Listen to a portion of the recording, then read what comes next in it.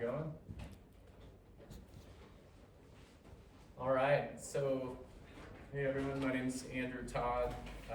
I'm going to talk today about my organization to start, just so you know where I'm coming from, but then dive in on Sand Creek and I think it's probably 20-year reclamation journey to bring back the native Rio Grande Cutthroat Trout to that watershed.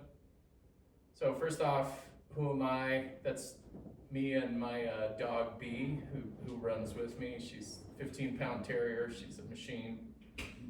I was born in Colorado. As a kid, I spent several summers coming down here. As a teenager, up in the North and South Colony drainage, I got up Crestone, Needle, and Humboldt as a teenager, and then Crestone as a 20-something-year-old. And now I live in a cabin between South and North Colony Creeks. I fell in love with it back as a teenager, and when the time came to find some place out of the city, I told my wife Westcliff, and she said, where? And I said, come check it out. And so we've had, our cabin is in the woods just north of that lower South Colony parking lot. My career, I've been a fish biologist, an ecotoxicologist, a water quality scientist.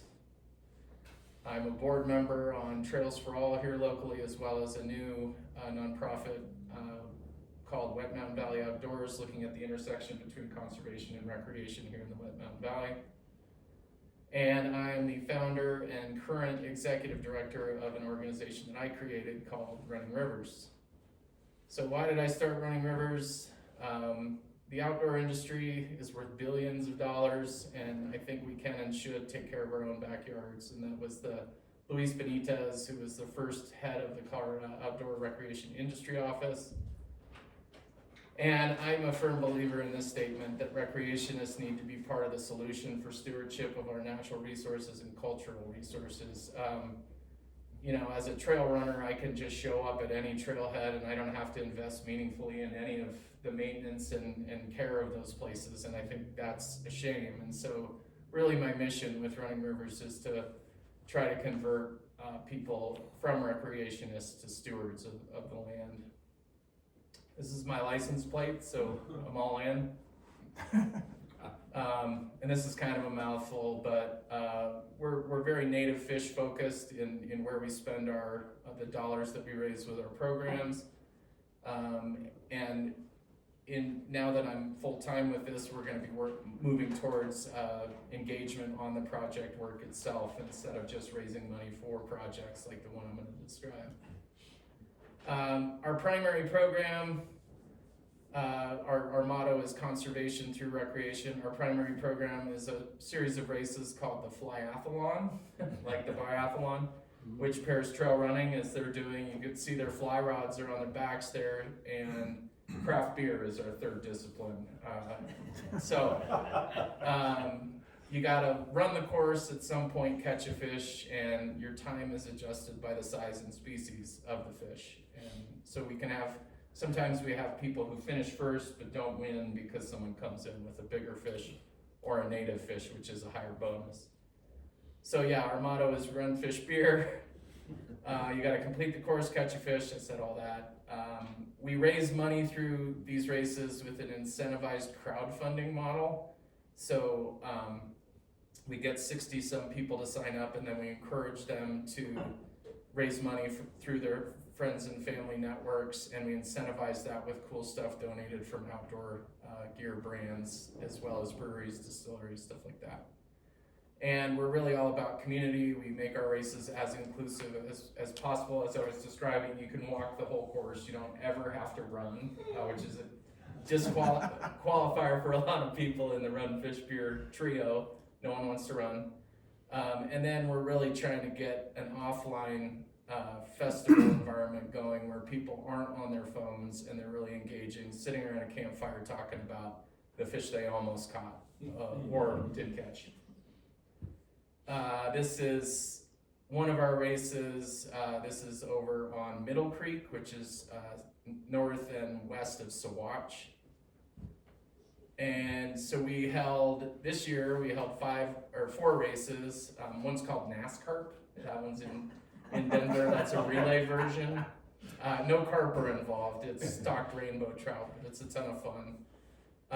We held our first race in New Mexico at Vermejo Park Ranch, which is Ted Turner's ranch. Beautiful place. Can't believe they let us on there.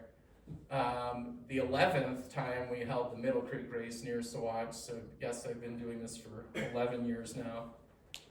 And then the 9th annual Lake Fork Flyathlon is coming up in September. That's over near Lake City on the Lake Fork of the Gunnison River.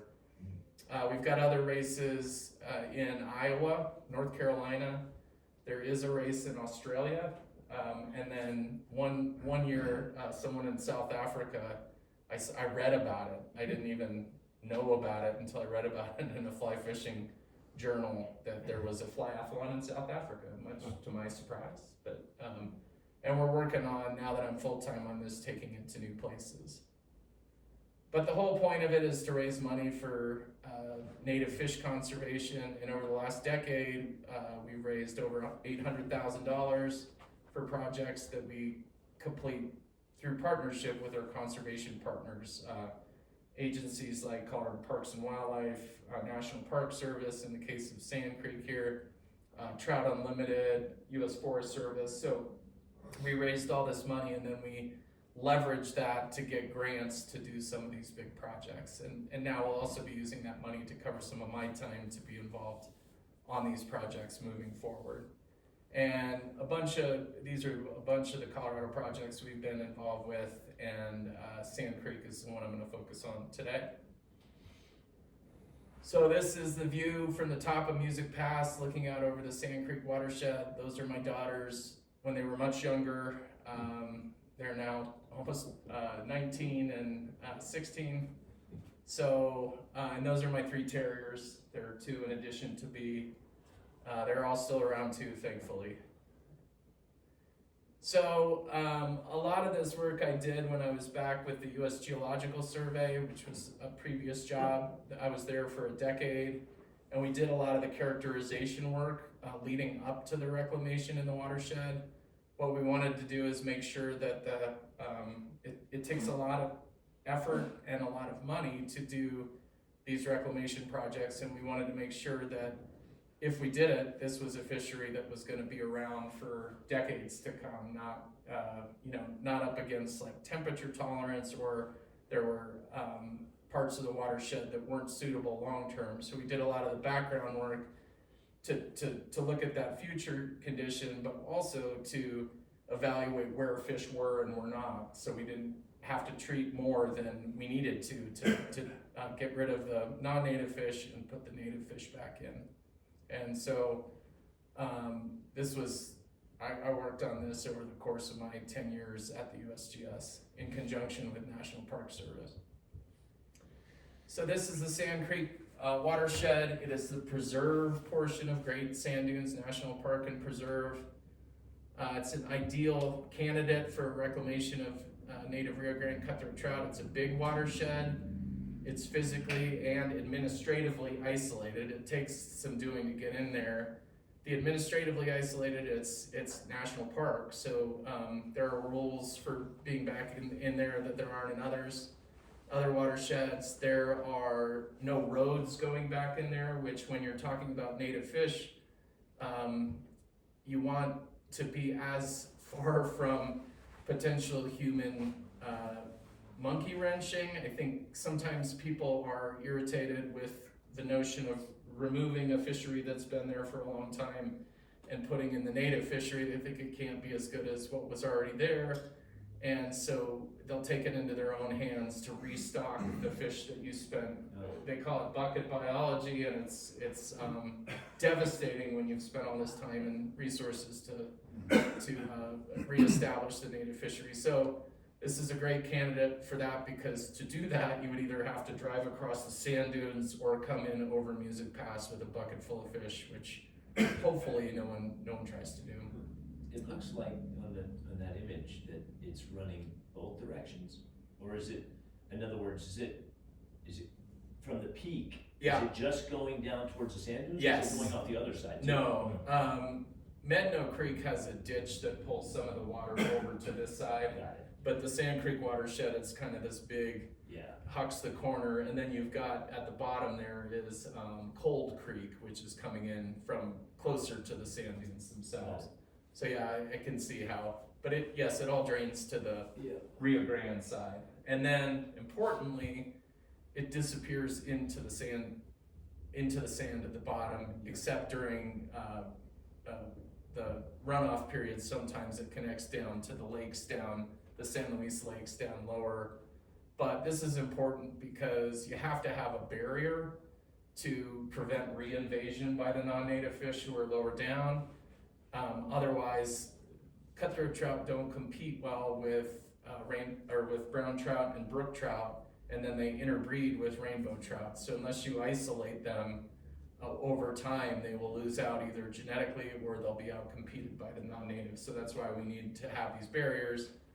Oftentimes that's a big waterfall, as I'll show, because we had to phase this treatment lower up, start with the upper watershed and then move to the lower watershed, and so you've got to have that barrier in between to protect the upper watershed.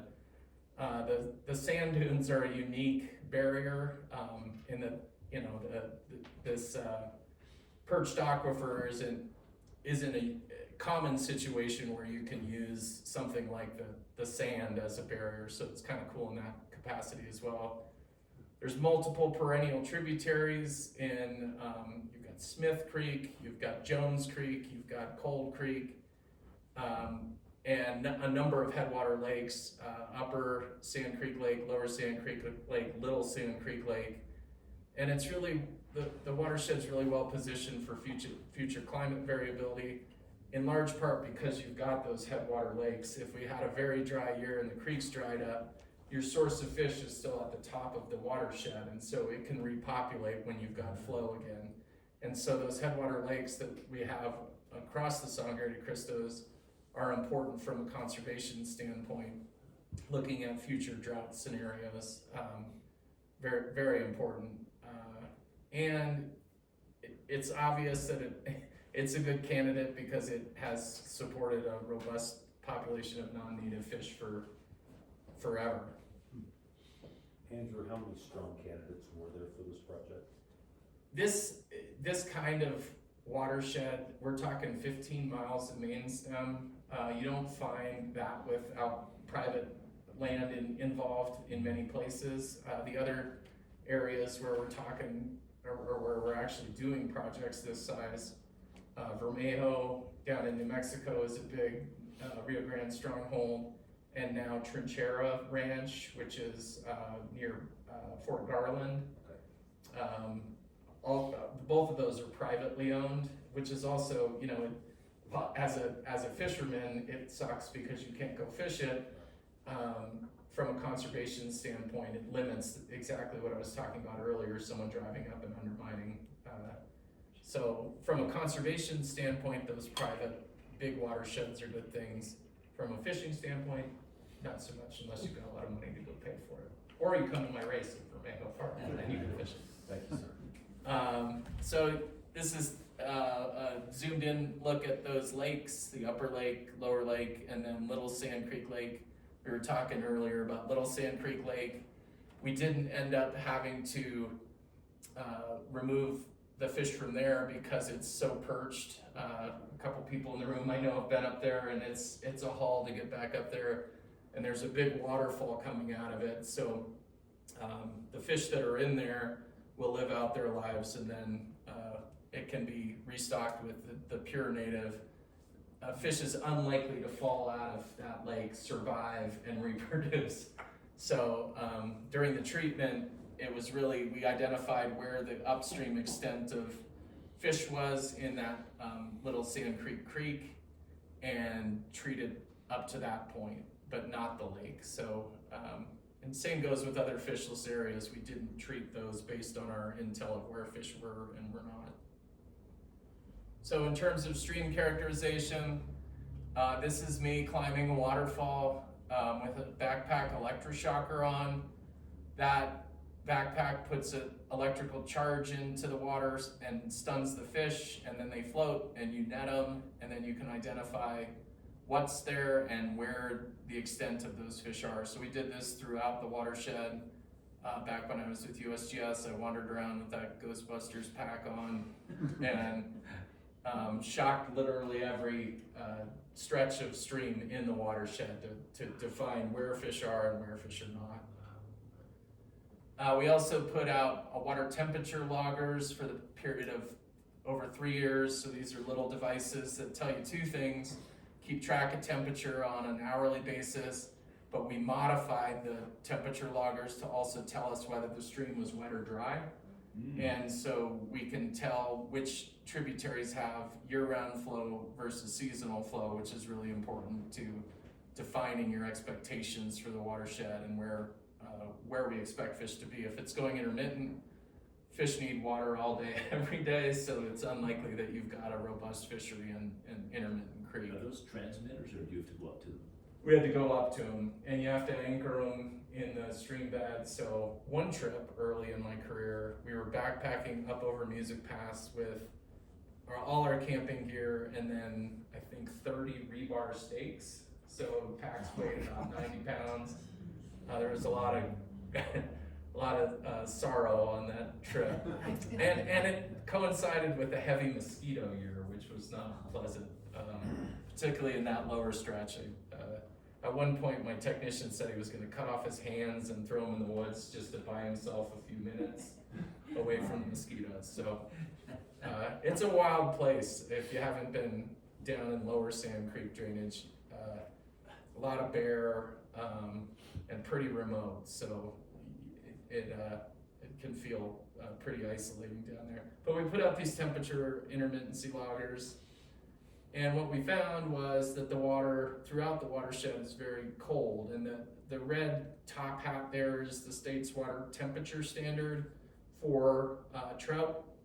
And so the fact that all the temperatures are falling below that, so that it's seasonal, so obviously trout can tolerate warmer temperatures in the summer than they can in the winter. And so as long as we're falling below that top hat, it's likely suitable. And the distance between where we are currently and those thresholds tells you how much space you have.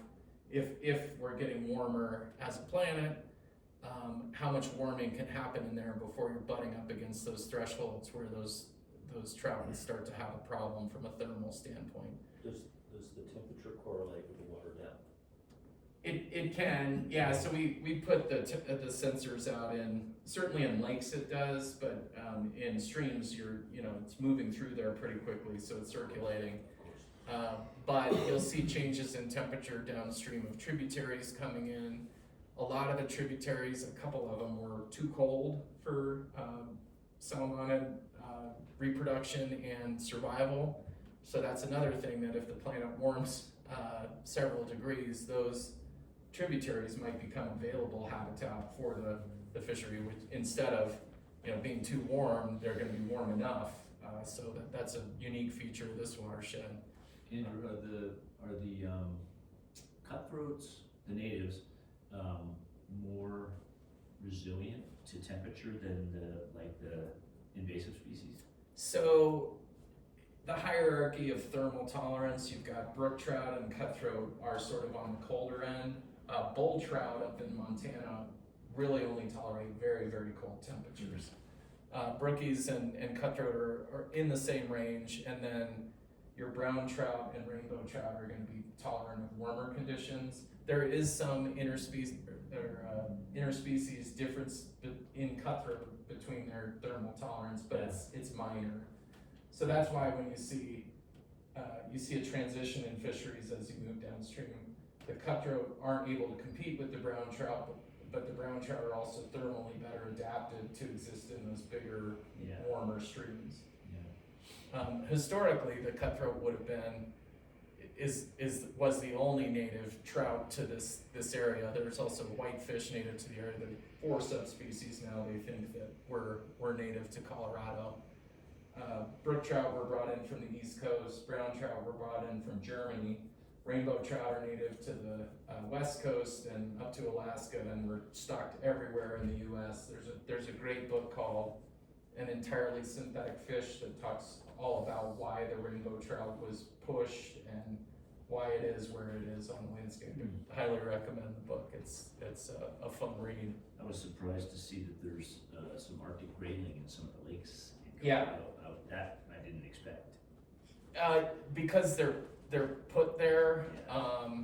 CPW will sometimes stock novel fish species for That's how they ended up there. for recreation. Yeah, so golden trout is another one that they'll put in lakes that's not native to Colorado, native to California, but the novelty of being able to catch a golden trout. Yeah. Another one is the tiger trout. That is an entirely synthetic fish. It's a cross between a brown trout and a brook trout, which have different number of chromosomes. So to make this, you have to, it's usually done in the laboratory, and Wow. they're voracious predators though, so they'll put them out in areas where they're trying to control another fish population. So the tiger trout will just eat everything else, and then but they can't reproduce, they're sterile, so then they'll, That's a good thing. yeah, and they're fun to catch, and they're goofy looking, and people love them. So, kokanee salmon are another one that they'll stock just for recreation purposes, which is, you know, very different than the native fish side of things, which is what I'm passionate about. I do enjoy angling for non-native fish, but the Rio Grande Cutthroat Trout is in 12% of its historic distribution, and 12 is not a very good number when Sand Creek will be the best of that 12%. A lot of these populations that are on the landscape, not in the at Great Sand Dunes, are in small creeks above barriers, again, maybe 2-3 miles of creek, and very low flows. And so if those in a drought go dry, you've lost that population. So that's the importance of these big interconnected watersheds for the long-term conservation of those populations. And this is a busy table. This is all the different locations within the watershed. You see intermittency, a lot of ends. So we have a lot of perennial water in there, not a lot of creeks going dry.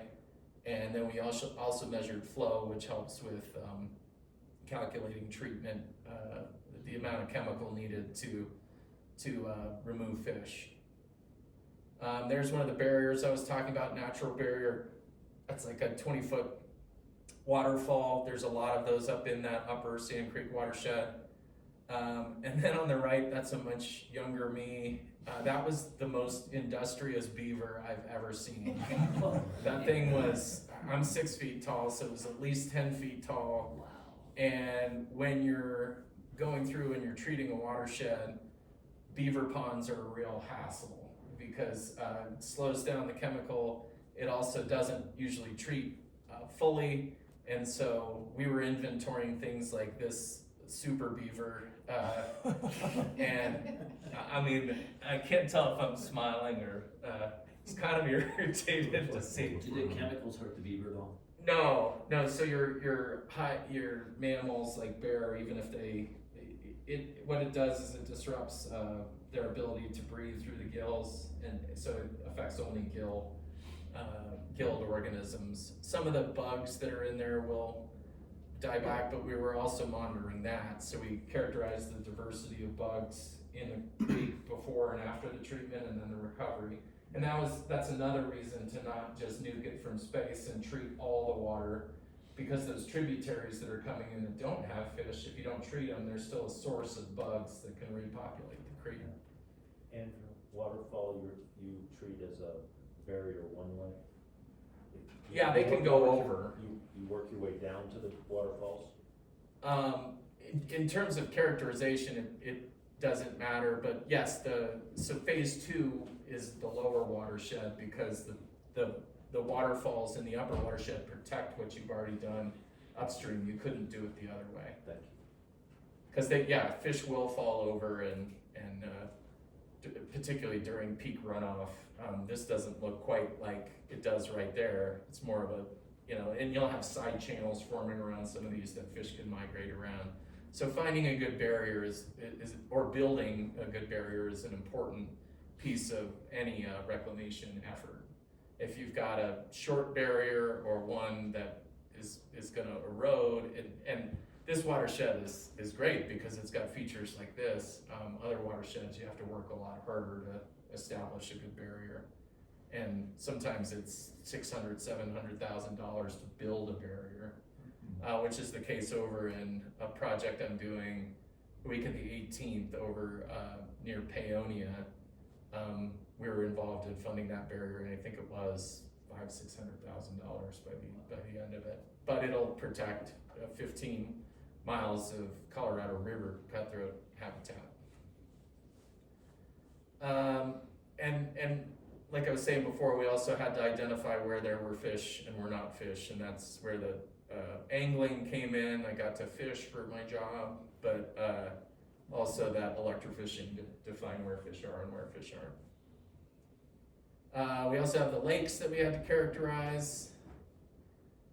We did that via a pack raft with a little sonar unit on it to figure out the volume of the lakes so that we had enough chemical to get to all the fish in the lakes. And that again was a nice assignment. You set the thing up and you paddle around and fish all day. And it's collecting data all day. You take it back, it downloads and gives you a bathymetric map. So this is Lower Sand Creek Lake. You can see where the deepest portions are.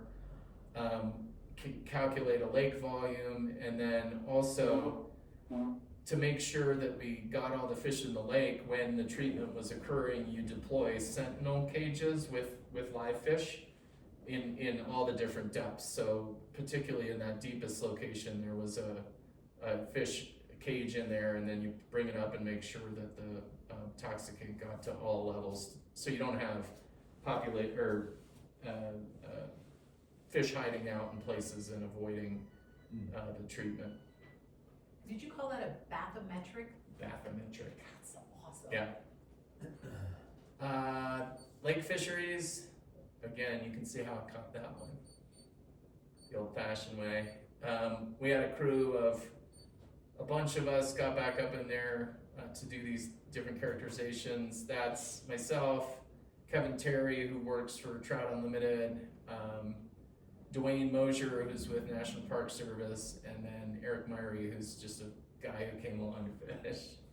And he took a lot of these pictures. I mean, he's the photographer that my pictures look nothing like that.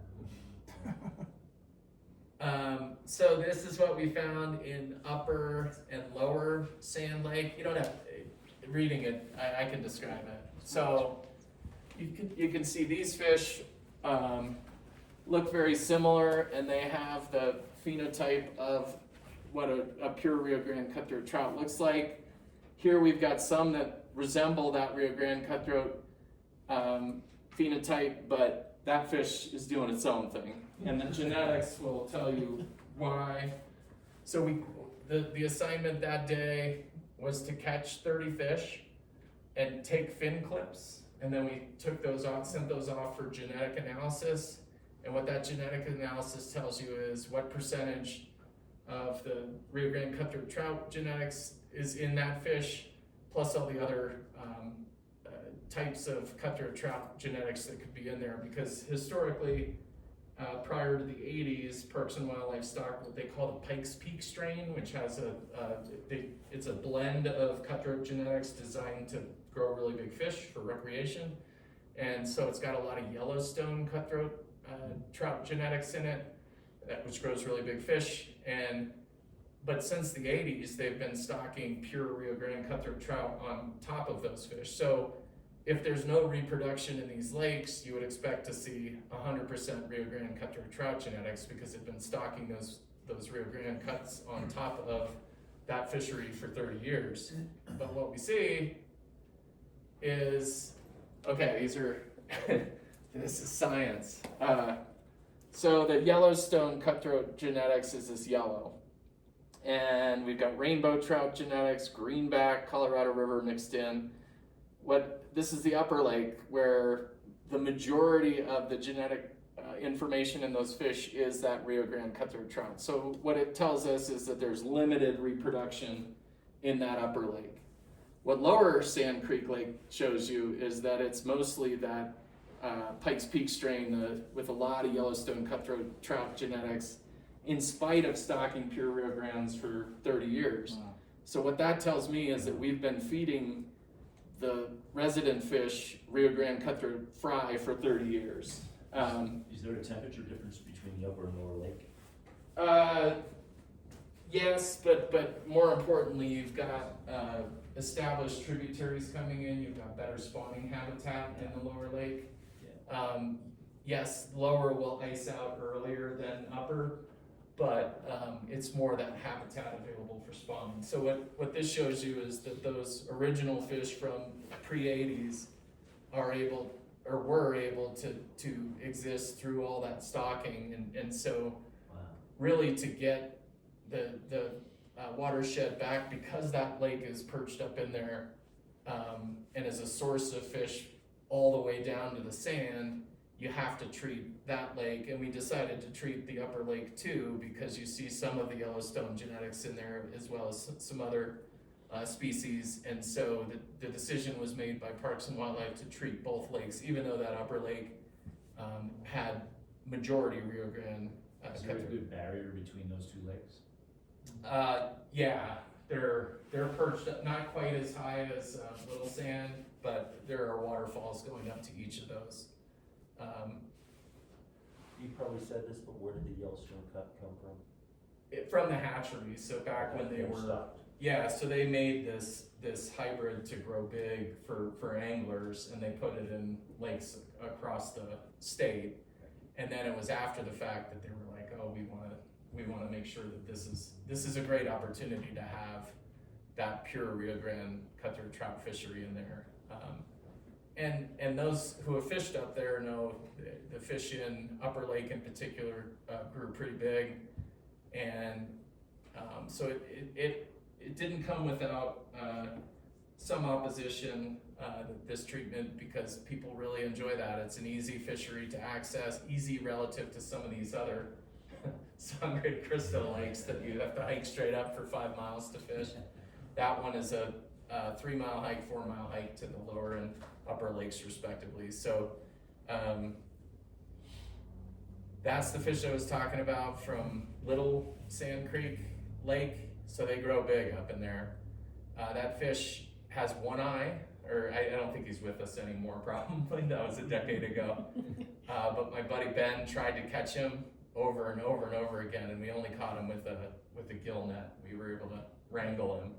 But I thought that fish was a really awesome example of what these high mountain lakes can do. Was that a pure? We didn't run genetics on the Little Sand Creek Lake because it's perched, and but he fell into this category of not moving very much. My bet is that lake is fishless now because it's been so long since it's been stocked. But they may have stocked in the interim, I don't know. But from a conservation standpoint, it was decided that we could leave it without being treated. In terms of the reclamation, this green this green appearance here is not the chemical itself. That's a dye, and that dye is put in at the same time as the rotenone, so you can see what parts of the creek are not being treated.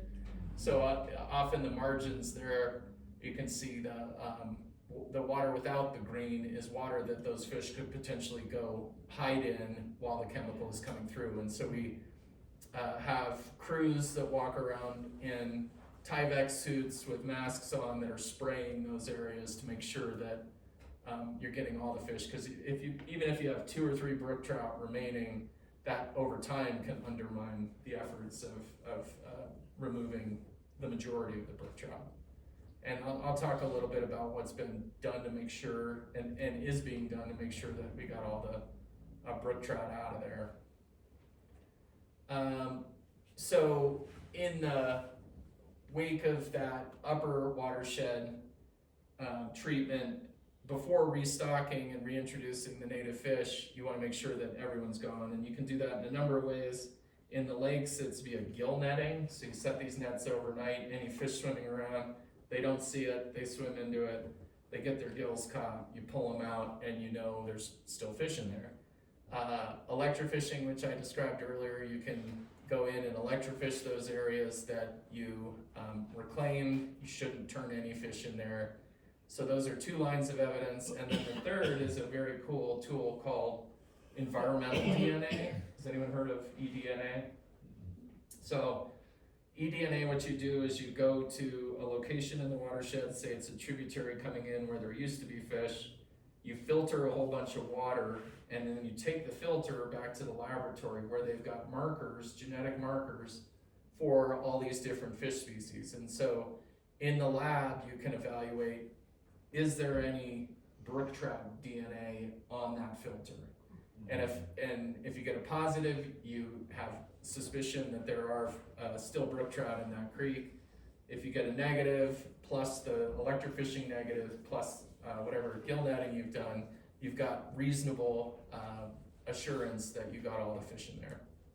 And so that was done in the upper watershed before this reintroduction of the Rio Grande Cutthroat Trout, and everything came back negative, so they decided they could go ahead and reintroduce in that watershed, and I'll show you a little, hopefully this works. So this is on the Grape Creek side, and they landed a helicopter. You can backpack fish in, but the hike up and over the 3-4 miles, a lot of jostling. They fill up these bags with iced water and enough air for those fish to make the trip. See them swimming in there. They're all like little fry-sized fish. And then they took us to different parts of the watershed via helicopter, dropped us off. It's my buddy Kevin. His first helicopter ride, I think. He seems pretty excited. I'm much more stoic. Been in a helicopter before. But flying over that watershed after hiking it for decades was incredible. I mean, it's a beautiful, beautiful place. And so our location was the lower Sand Creek Lake. We took bags of fish and stocked them in the outlet creeks. And then the helicopter came back and dropped fish directly into the lake without us. They just dropped it out of the helicopter. Kevin's a good dude. He could give this talk to it. Then it left us there. Apologies if you don't like Tool, but. So this is me releasing those fry into the creek. And you have to set the bag in, let the temperature acclimate over time, and then you release them. Otherwise you can shock the fish and they don't do well. And they are dumping in fish directly out of the helicopter. So how does that do then, if they're not getting temperature acclimated there? Yeah, they tried to match the temperature as best they could. We radioed down what the temperature was, so they were trying to acclimate it before it's a short flight up and over that ridge. And this is us heading out. Which lake is that? This is lower. Wow, it's a nice size lake. Yeah, it's a wonderful place though. Can that be hiked all the way through? Is there anything to stop you from going all the way through? All the way up and over to the... Straight through the whole, from one side all the way over through and out to San Diego. Yeah, it'll kick you out. They'll let you come into the park, right? It'll kick you out of the what is it called down there? Liberty Gate is near Crestone. Yeah. So you can make a left and follow the sand ramp trail, and that'll take you over to the sand dunes proper. If you go right out the Liberty Gate, you'll be in Crestone. What's the distance? Oh, probably 20 miles to Crestone. but you can get to Crestone up and over in 10, shorter ways. That kind of has that big dog leg to get back. Lower Sandpit, you can get into Dead Man. Yeah, that's a Where's that? different awesome place.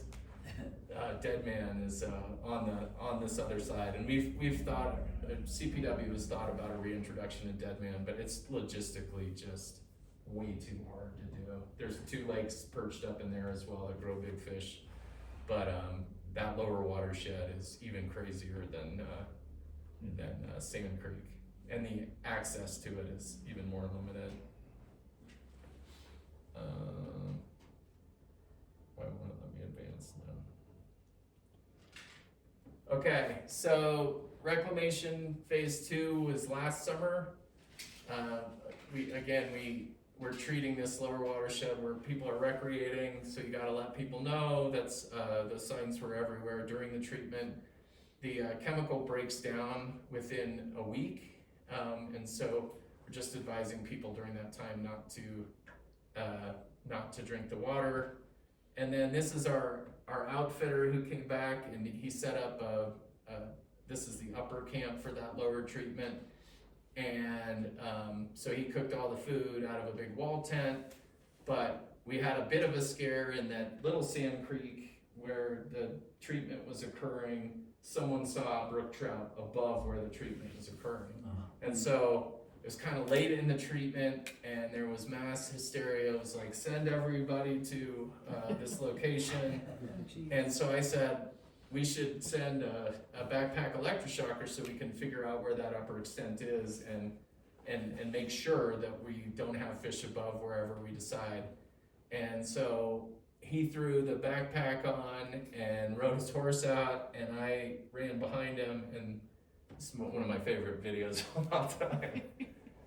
Now So that's Ghostbusters. we're like, let's go, and so he's riding with this Ghostbusters pack down valley, and I'm running behind him. It was something to behold. And what did you find?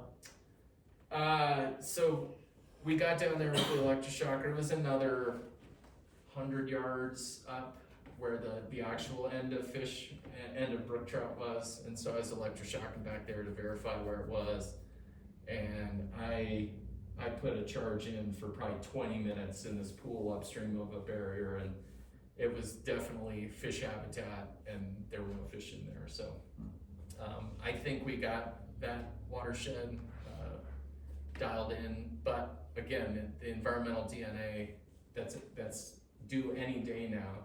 We went back in there and took eDNA throughout the watershed.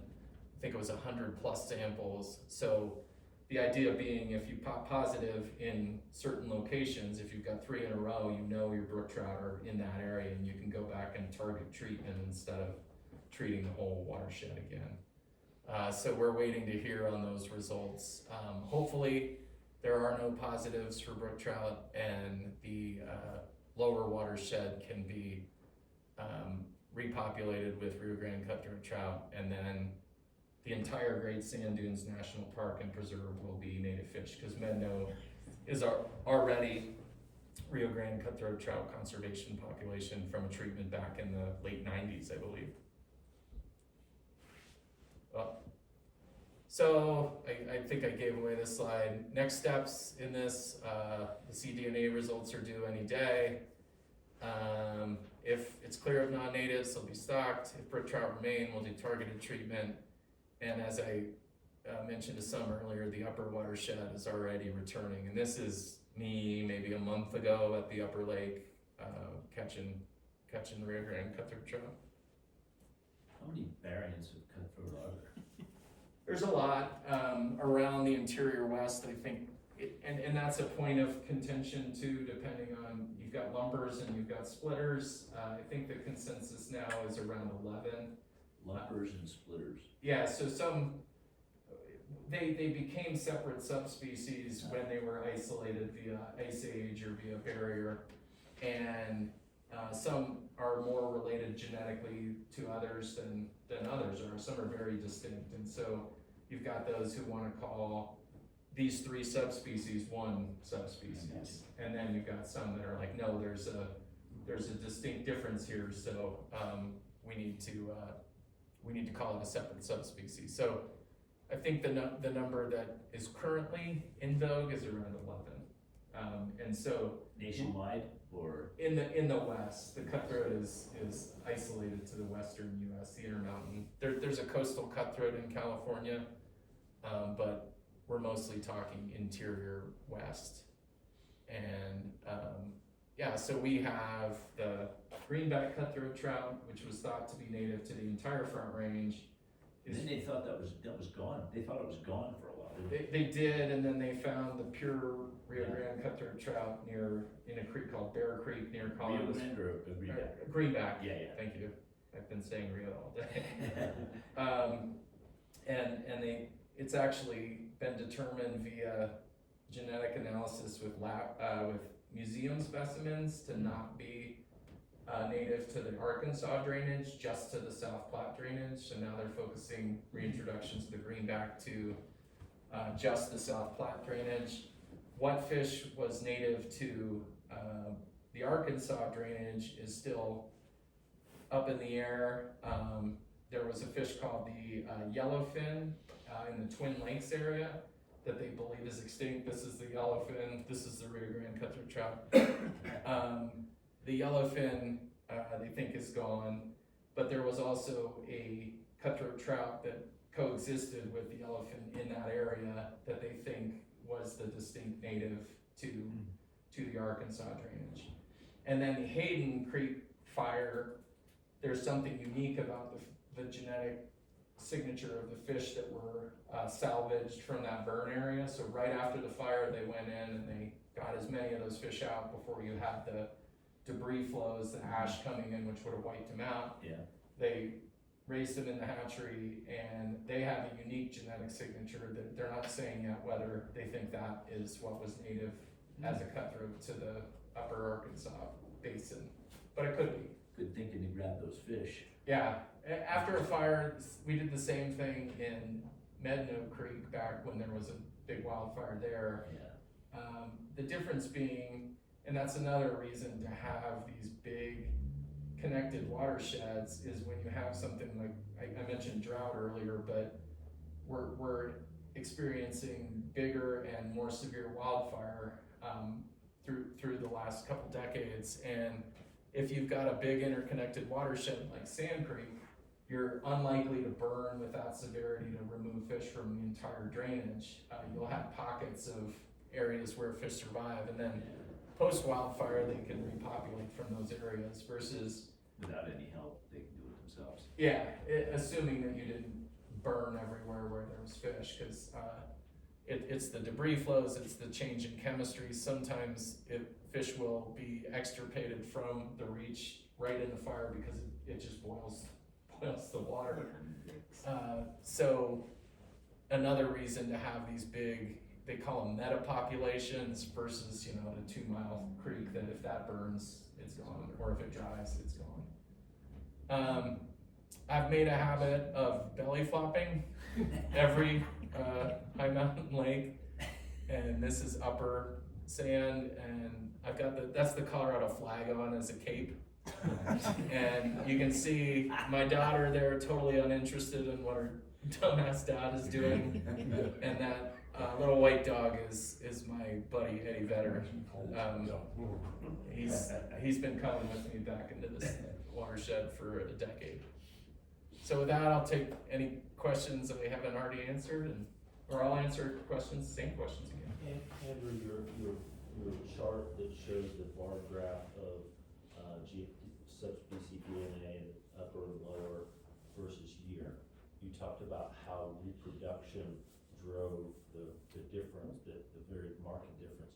Can you talk a little bit more about that? I don't completely understand that. Sure. And how does that impact restocking, particularly the upper lake, as time goes? This one? Yes, sir. So the blue is the Rio Grande Cutthroat Trout genetics. Yes. After 30 years of stocking just Rio Grande fish, you would expect that whole thing to be blue. Is that each of those columns? No, those are individual fish. Okay, all right. So those are the that's a 30 snapshot fish of that time. we fin clipped. Okay. And so fish number 1 on the upper graph is 100% Rio Grande Cutthroat Trout. So you've been doing we've been doing 30 years of Rio Grande Cutthroat stocking and nothing else. Yes, in those lakes, and it's not every year, I think it's every couple years that they've been putting those fish in there. Okay. So what the upper graph shows you is that there's not a ton of reproduction because you've got mostly Rio Grande Cutthroat Trout genetics. There is some reproduction because you've got that legacy genetics persisting. Okay. Otherwise, if those fish just died, the ones that were stocked prior to the 30 years ago, you wouldn't, if they just died out because there was no reproduction in there, that would be 100% blue. But because there's other colors in that, there's limited reproduction in the upper lake. The lower lake is a different story. Yes. It's mostly, you've got that one fish number 10 there, that is is a lot Rio Grande Cutthroat Trout, but mostly not. So that's where the stocking had not been successful in that lower lake. So if there's no reproduction in the upper lake, does that mean that after this is done, if we didn't restock, that lake would die as far as fish population? There's limited reproduction, so yes, and that's the way a lot of the fisheries in these lakes are maintained, is via stocking. And I showed the helicopter dropping fish in, but there's also, you should Google Colorado Parks and Wildlife high mountain lake stocking. They have a airplane that will come up and over the ridge and then come right over the water and drop out of the bottom. And so there's some percentage mortality, but they're little fish, so they kind of float down and then hit the water. That's how they're stocking most of these high mountain lakes.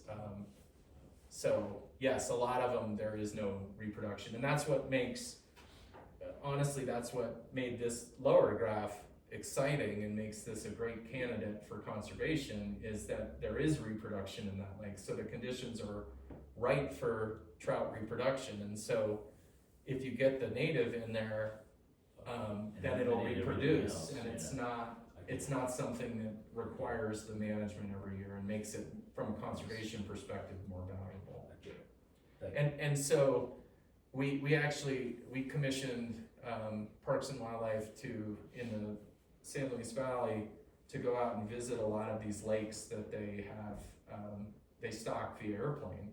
And some of them are so remote, they've never gotten back there to know whether the stocking is successful. And so we split a position with them. We paid for half of a seasonal to go out, and his job, or their job, there were two of them, was to go back and set gill nets in these high mountain lakes and see what's there. And they hiked to lakes all summer and caught fish. And what they found is there are precious few that have good reproduction in them. And so we really want to focus on these areas where there is natural reproduction. And we found a number of them where, again, they've been stocking for many, many years, and it was 100% brook trout. And so essentially you're feeding brook trout. And so you can take those off the stocking list at that point until you make a management decision to reclaim it or not. But you don't want to stock fish, these natives, to feed brookies. And these two lakes being so close together, I think someone asked the temperature question, but can you tell us what we think the reason is why one has reproduction and one doesn't? I think it's spawning habitat. So where are you? Oh, nice to see you. The lower lake has definitely better spawning habitat. It's got two tributaries that come in. You've got a shallower drop off with gravel, and so fish want, when they put their eggs down in the gravel to be successful, it needs to be well oxygenated and protected. And so these sandbars that are coming off where these inlets come in the lower lake are much better. The upper lake overall is much deeper, but it drops off quicker. And where you've got shallow areas, that they don't have the tributaries coming in there. So it's a combination of things, and it is colder up top. It ices out later, which gives them a narrower window to be successful in reproduction. Yeah. Shelley. Any indicators on the one fish that has a lot of blue on the bottom chart? Is he just like a super fish dude? Like, what's your takeaway on that one guy? Because he seems like he's from the upper lake. Like, did he move?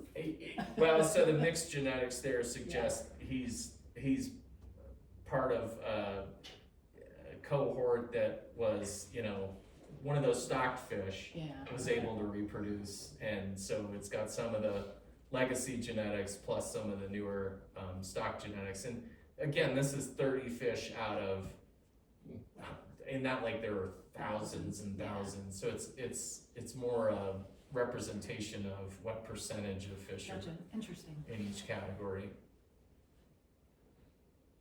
Any other questions? Let's go fishing. Right, let's go fishing. We have a field trip after this? Andy? Yeah, I think from a fishing standpoint, I think it's trending in the right direction up there. I was pleased to see some of the fish swimming around in there. The one I showed here, where is it? That guy, I was on the small end of what I saw swimming around in there. So there's some big fish. They just were completely uninterested in anything in my fly box that I threw at them. That's In upper the or s- lower? That's upper. Upper. In the success case of the, what you find as far as brookies in the lower part, what's the time frame for restocking the system? I think that depends on where the hatchery system is at. Esteban Vigil is the biologist for over there, so he's got a sense of whether that would be, I mean, it likely makes sense to do it next summer to stock those, because it gives them longer to grow before they get into the winter, when they're gonna be strapped for resources. And so I guess I would push if we get into September, October timeframe to just wait till 2026 to stock, because you will get carry down of fish from the upper watershed anyway. That's why we weren't doing eDNA for cutthroat trout, just for brook trout, because you've got the upper watershed now has cutthroat in it. So we'd be getting positives all the way down because we know there are cutthroat up there.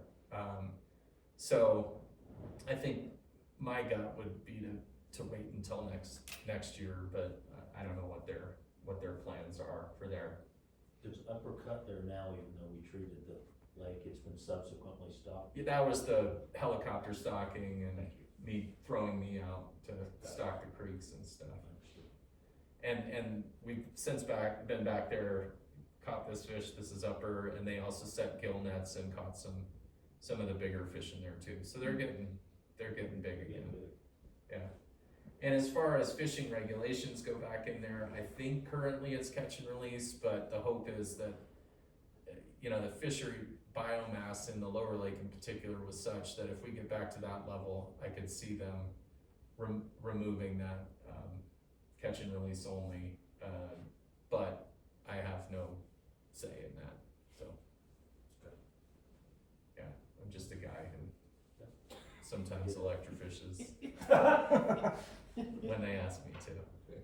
I'm mostly a glorified Sherpa for gear on some of these projects. They're like, you like to run? Take this. So, anyway. Appreciate you guys listening. Thank you. Oh my God, who let you in? Someone paid you. Thanks, guys.